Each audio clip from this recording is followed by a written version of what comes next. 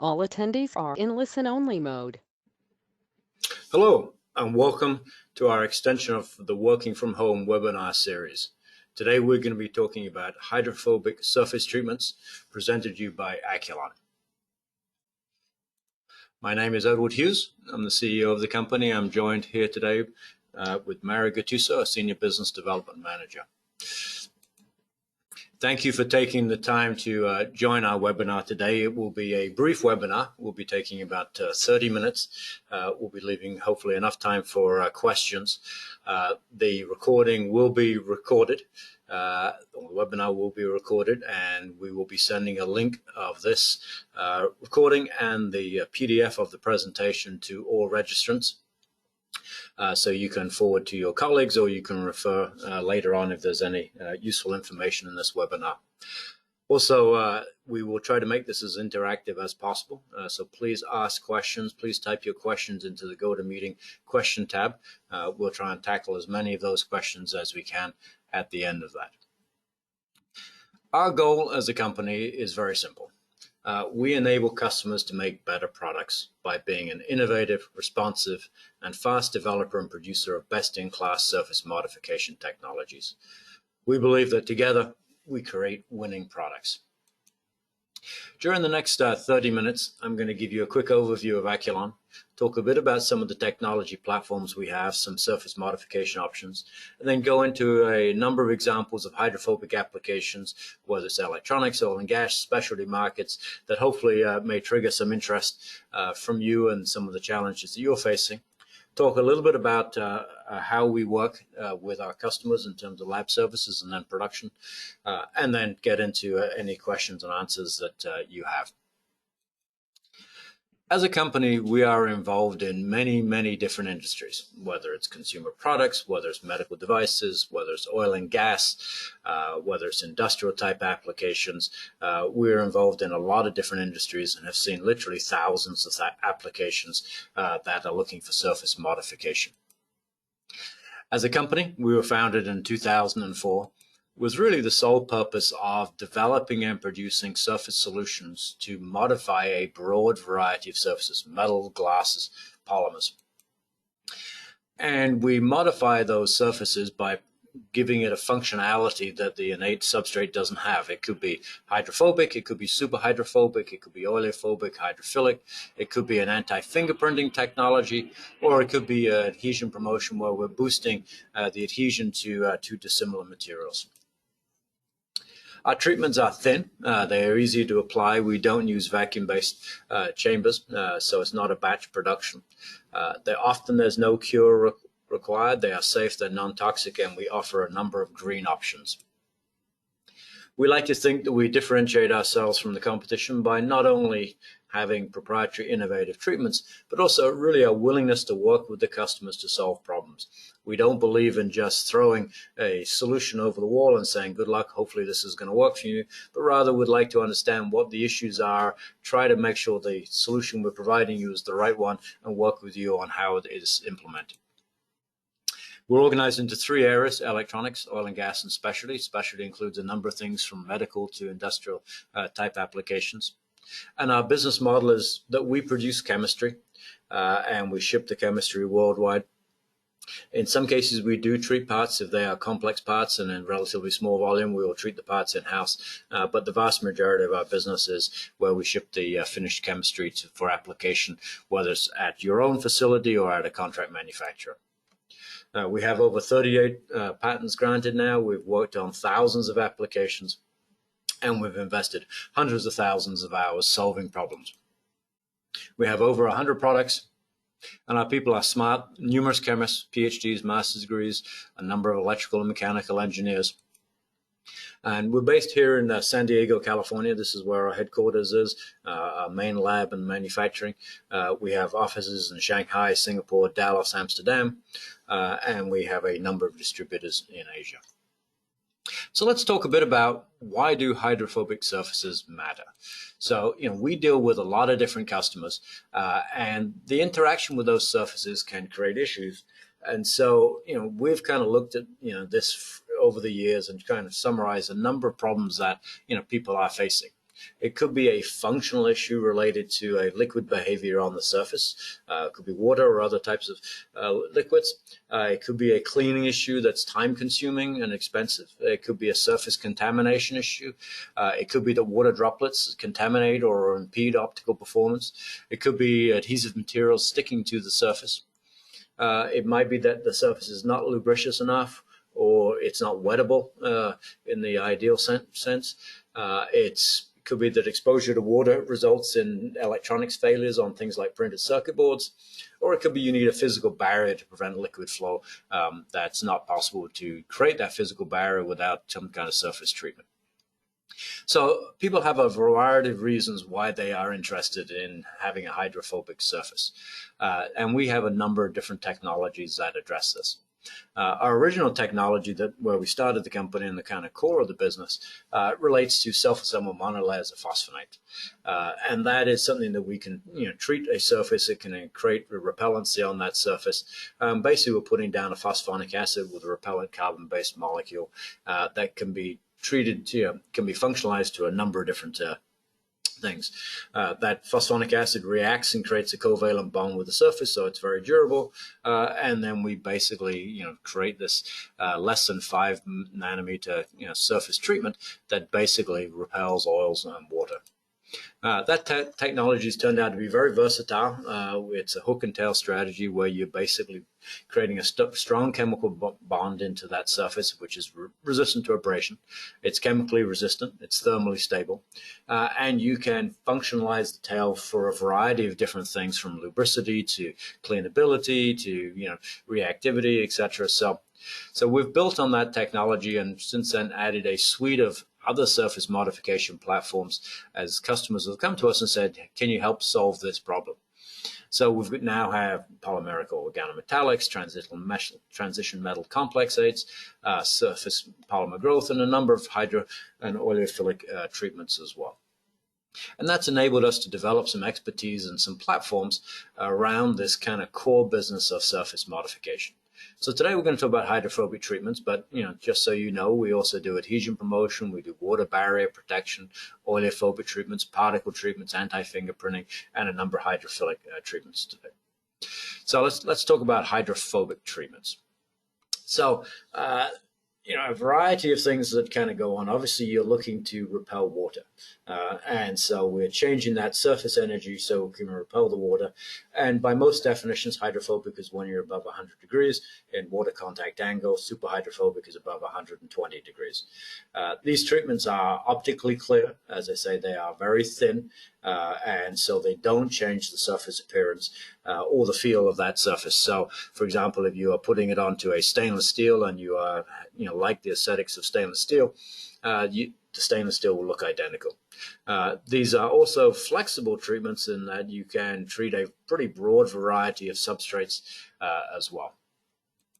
So we go through a process of basically understanding what the customer's looking for and try to match the requirements with different needs. So first we look at what type of surfaces are we dealing with. Are we dealing with metals and oxide surfaces? In which case we have a number of different options that we can bring to the table. If we are looking at polymeric, i.e. non-oxide surfaces, we also have a number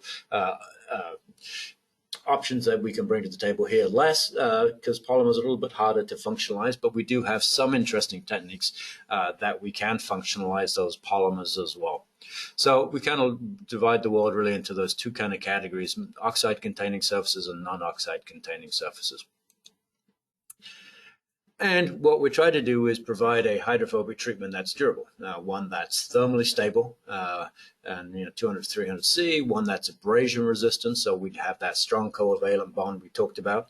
Often our technologists, and when in discussions with customers, will say, we're as good as that underlying substrate. So for example, if you take stainless steel, it's a very good, stable substrate. We can functionalize that. If you take a cold rolled steel where it's a spoiling oxide, that is essentially going to be a little bit more challenging, over time because the surface is not stable. These are chemically stable, and so they resist a number of chemicals. If you get too high on the pH,D, it can be a challenge. The one thing I would say is that most of these are organic treatments, and so from a UV perspective, this is not ideal for long-term solar panels and these type of things. So that's a little bit more of a challenge with the types of treatments that we offer. When we talk about durability and stability from abrasion, one way to measure this is basically looking at contact angles and putting the surface on a linear brazier and taking a dry wipe and wiping it over that surface. And we do this particularly in electronics and stencils, hundreds of thousands and tens of thousands of times. And you can see an example here of a treatment that basically has been braided, and you can see the water contact angle change from about 119 degrees to just over 100 degrees at 100,000 cycles. So you're still getting a hydrophobic treatment after you've kind of abraded this away. So this is an example of a particularly durable type treatment. From a process standpoint, we have a pretty good variety of options that can be done. These are all solution-based, so it's kind of a wet chemical process. So you can dip them, you can spray, you can wipe, you can dispense or jet on that. And we have the ability to vary some parameters to basically try to optimize that process for you. It can be the concentrations of the active, it can be the types of solvent, the amount of coverage you're putting down, and even the temperature if you're looking for an even faster dry time. We can vary that to basically reduce the amount of dry time. And we have a pretty good amount of equipment in-house that gives some flexibility. It could be automated production spray equipment that we use for a number of customers, and we'll use this predominantly in the validation and the qualification of a treatment. So you see a mass production that's used a lot in factories in China. We have Nordson equipment that we can use to spray, dispense in-house, and we have dipping equipment as well. So we have a pretty good in-house capability for the different types of processes that you may be looking at if you are looking to use one of those. So let's talk a bit about applications. As I say, we're organized into electronics, oil and gas, specialty.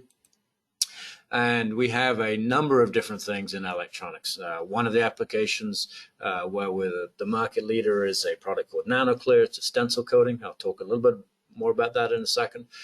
We have a pretty broad suite of treatments under the NANOPROOF name. These are award-winning treatments designed for PCB protection. They also provide moisture barriers, silver migration prevention, could be an underfill dam, and connector coating. So pretty versatile set of treatments there. We have a number of anti-fingerprinting applications, which you can use for laptops, tablets, appliances, or some packaging, consumer packaging. We also do some work on epoxy control and semiconductor test pins. So let me give you a few examples of that. This is our stencil nano coating. We've had this product out for probably 7-8 years. It's an extremely thin flux repellent film that's essentially applied to the underside of the stencil, and it coats the aperture walls. And as a result, basically you get, in the SMT process, you get a significant improvement in quality, much less defects going on. You get higher yields. You can also boost the productivity by basically increasing the throughput of the line due to less underwiping, less downtime for paper changes.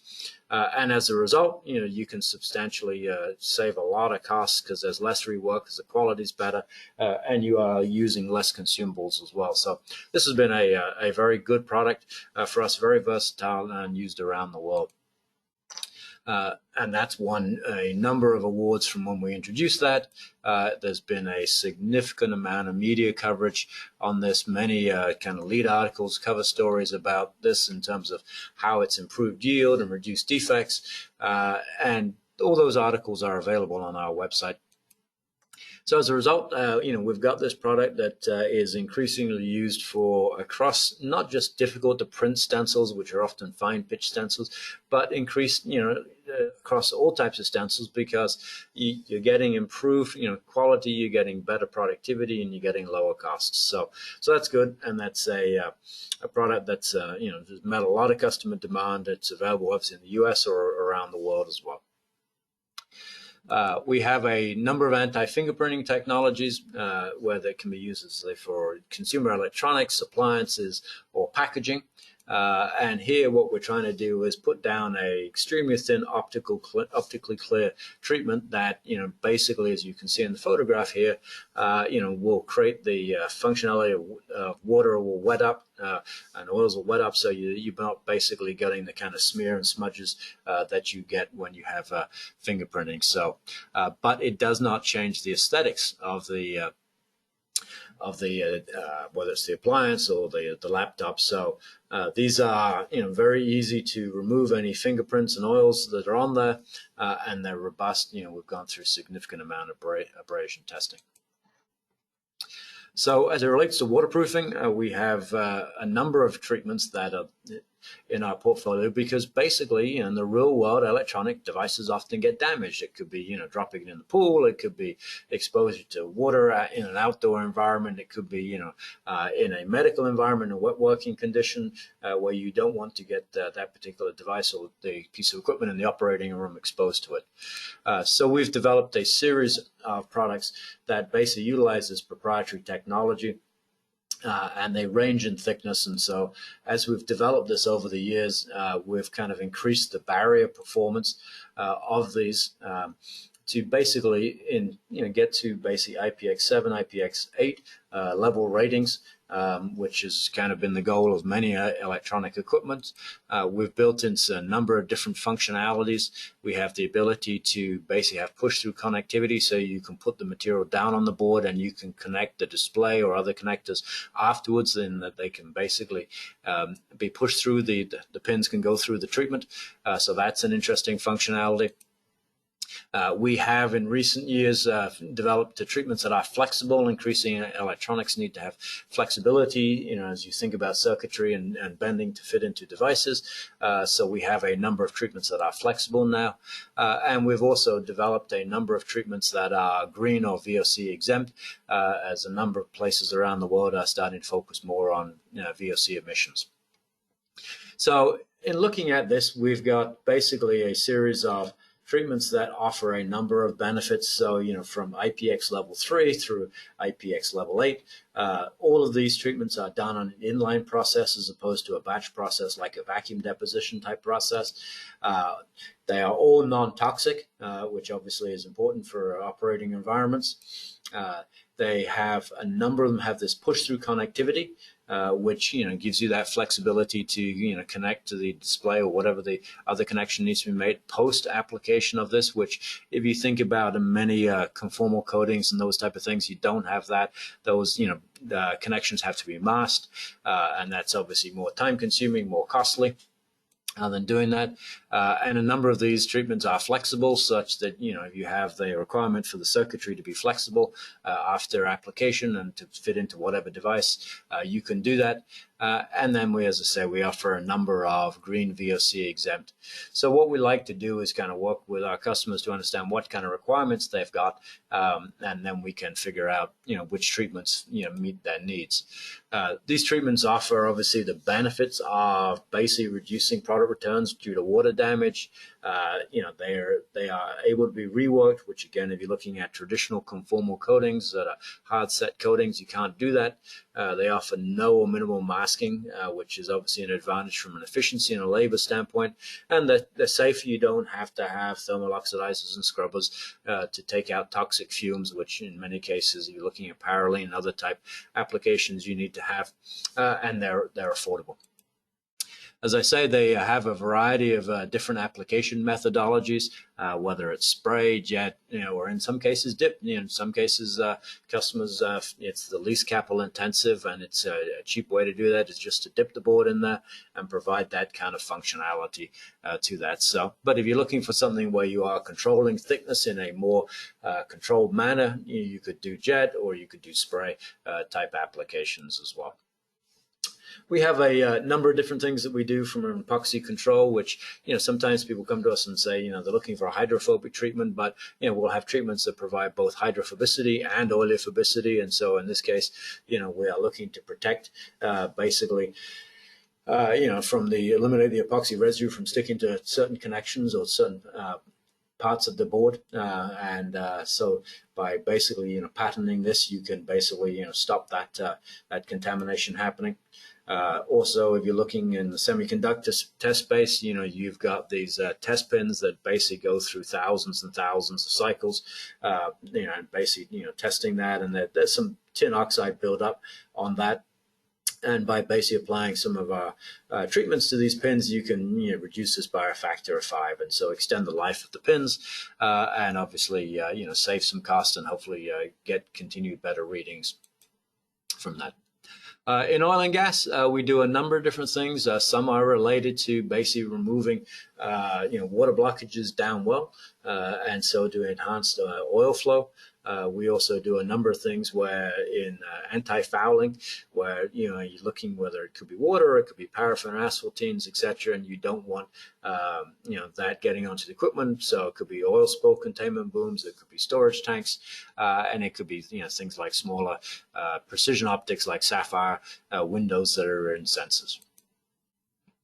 And in the specialty marketplace, we do a number of different things: medical devices, SAPPHIRE optics, cutting tools, wheel weight adhesion, particularly in Europe for the truck industry, a number of different consumer products. So it's a pretty broad variety of things that we do, and so we've seen lots of applications and different types of things. And this could be medical devices where we could be looking at needles or syringes, or it could be other types of treatments with meshes or screens or guide wires, where again you may be looking to repel blood, which obviously is predominantly water-based. SAPPHIRE optics, again, we're looking here to prevent fouling from water, contaminants in the water or contaminants in the oil that's basically damaging the ability for the sensor to read as accurately as you'd like.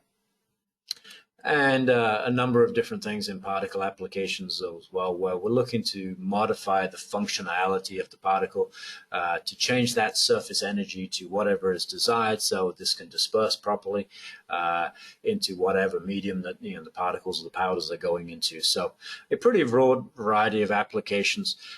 But the way we like to work is, our goal is to help you hit your target. And if we help you hit your target, then obviously you're happy, we're happy. And so we go through a fairly involved process where we're really trying to understand the customer requirements up front. So we'll ask you a bunch of questions about what is the substrate going to see, what conditions, what types of materials, what types of abrasion, what type of performance you're looking for. So if we can understand that, then we can pick from the 100 plus products we have where we think, okay, this is, or these 2 or 3 may be the in the range of what the customer's looking for. So we will work with you on a lab services basis and provide some treatments. We'll treat some parts here in our lab. We'll analyze, we'll characterize those parts, we'll provide a lab service report back to you telling you, okay, this is what we've done and this is the performance we're getting. That allows us to get feedback from you, and in some cases, obviously, you'll take those parts and you'll test those in your specific application, because obviously, many of you have very unique type applications that's hard for us to replicate, but we can do a lot of, standard testing that's done here at the Aculon lab facilities. Once we get that feedback, if we're on target, great. If we have to optimize it, we have to tweak it a little bit, we can optimize that. And as a result, when you're coming out of that, we should basically be able to say, this is the right treatment, this is the recommendation for application, these are the conditions. That allows you then to put that into a plant trial in your facility.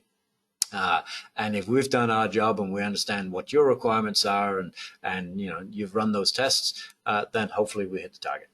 And if we hit the target, then obviously everybody's happy. It's been a good experience, and then from there we basically will be providing you, or selling you the chemistry so that you can modify whatever parts or devices that you have.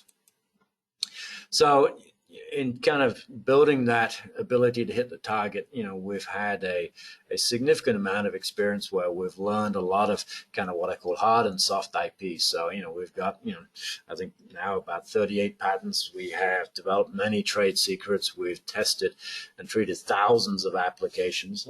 We have some pretty sophisticated equipment in our lab. You can see on the right-hand side, that's our main lab. And then we have an analytical lab. But we also have a partnership with UCSD that allows us to get access to some very sophisticated university type equipment that if the testing can't be done in-house, then we can do that here in San Diego. We've spent hundreds of thousands of hours solving surface problems, and we've invested millions of dollars in building these capabilities with the goal that, we can help you modify your surface. We've also, recently been pushing more on the sustainability. Obviously, this is a big deal for everybody, and we want to be good, citizens on the planet and good stewards of the resources that we have. So we have developed a number of options that basically can help you achieve your sustainability goals, as well as, us be a good and efficient user of resources. These could be VOC exempt options. It could be, we do all the products are PFOA free, eco packaging and waste reduction. We try to obviously optimize our transportation and, try to make the energy use, whether it's here or elsewhere, as efficient as possible, because, having good sustainability is obviously is the right thing to do, and it's important to us. So in conclusion, we are a platform technology company that makes customers' products better. We focus solely on surface solutions, and we like to think we're experts in that space. We have a strong history of working with customers to solve problems. And in doing so, we've built this broad portfolio of products, 100 plus products, including a number of more sustainable options. And we've developed this great set of capabilities, whether it's in IP, whether it's testing, or just the in-house expertise that we have. So that gives you a little bit of flavor for Aculon. So let me pause for a second and pull up the questions tab. And if you have questions, please type them into these questions, and I will answer as many as I can. So it's just expanding now. All right, here we go. Okay, and Mary, you may be able to help me with some of these. Does the coating compatible in KOH solution, and is it continuously soaked in DI water and KOH?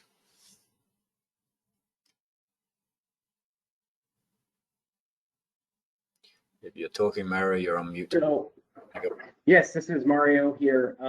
So KOH could be a problem for some of these technologies, which are sensitive to extreme acids and bases, and can break them down. So it would depend on what the substrate is, what solution we have applied, as to whether it would survive in KOH. But most likely for a majority of our materials, that's going to be a little too aggressive, but still feel free to reach out and let us know what the application is, and we'll have a look and see if we might have a fit there. Okay, next one is, how do you strip the coating? Does it require solvent? So I assume this may be relating to the NANOPROOF series, because that's when I talked about reworkability. So Mario, maybe you can talk about that. Of course. Yes, so for the NANOPROOF materials, the NANOPROOF can be stripped in a few ways. It can be stripped mechanically, so it's not cross-linked. So it can be removed with abrasion or via etching. And then depending on which NANOPROOF, what the carrier solvent is will determine what solvent that will dissolve it, but we can either provide or help to guide on those solutions. And so yes, solvent can break down the coating or remove it selectively. Okay, next question is, do we have a hydrophobic or oleophobic coating for outer and inner surfaces of microporous polymers such as PET, PC, acrylic PTFE, membrane filters, and the pore size is 0.2 microns? Yes, so we have, as Edward mentioned in the presentation earlier, we have a wide variety of options at our disposal. So for those types of polymeric substrates, we cannot use our treatments that require an oxide-containing surface in the majority of cases, but we have other solutions that are typically going on nanoscale that should not clog those pores. And so it's a perfect scenario for our lab optimization services. If you can get us some of those samples in, we'll work with you. We'll treat a variety of them with our various options, and actually evaluate directly with you the performance and optimize the solution. Okay. Do we have coatings that are FDA approval for food contact? And so, yes, we have a number of coatings that have kind of gone through FDA approval on food contact. That's asking specifically about USP Class 6. I'm not sure I know the answer to that one myself, but again, reach out to us and we can talk about that. There's a question regarding the thickness of treatments, and I think they can go from the SAMPs 2 to 4 nanometers to 10 to 30 microns, depending on what type of performance you're looking for. If you're looking for strong water barriers and electronics to be durable, then they can be thicker. So again, we also have the ability to optimize the surface thickness. So that if there's a maximum requirement, we can optimize that with the level of actives in the solution. So again, reach out to us. Are your treatments resistant to fuels, for example, gasoline or kerosene? You want to take that one, Mario? Yes, absolutely. So a majority of our treatments are resistant to fuels such as gas and kerosene. As I mentioned in previous questions, extreme bases can be problematic for the coatings, but a majority of them are durable to neutral aqueous solutions and organic solvents, so they will repel these materials and they will not damage the coating. Okay. All right, then the question, can it be combined in other systems or used as is? So we are generally designed to use as is. So in some cases, we can put it on the top of other types of materials, but I'd have to get more details about specifically what this person is thinking about to understand that. But unless, Mario, you've got anything you want to add on that? No, nothing to add there. Typically for hydrophobics, we sell final solutions.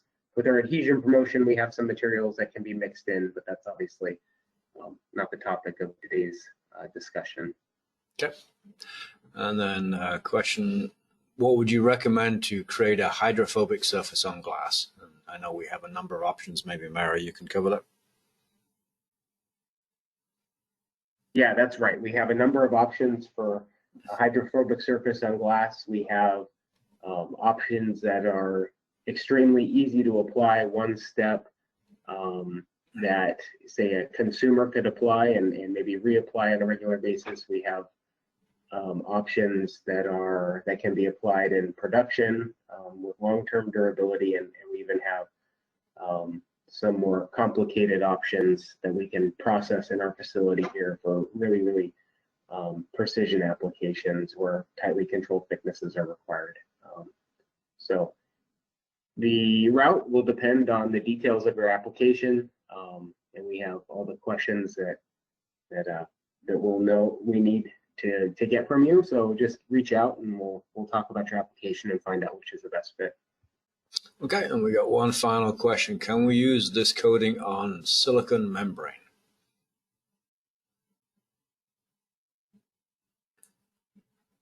Yes, so silicon is definitely a substrate that we can functionalize.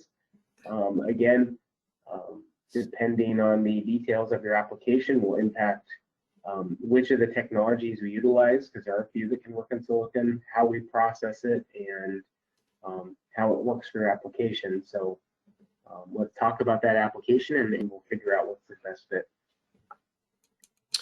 Okay, great. Well, thank you everybody for listening in. As I say, we will be sending an email out that will contain a link to this recording. It will contain a link to the PDF of the presentation, and it will have some contact information. So if you have further questions, please feel free to reach out to us. We hopefully that we can help solve some issues for you. That's the business we're in. We're a B2B business, and we work with our customers so we can make our customers' products better. So with that, I will end the webinar, and I want to thank you very much for attending today, and hopefully we'll be in touch with you soon. Thank you very much.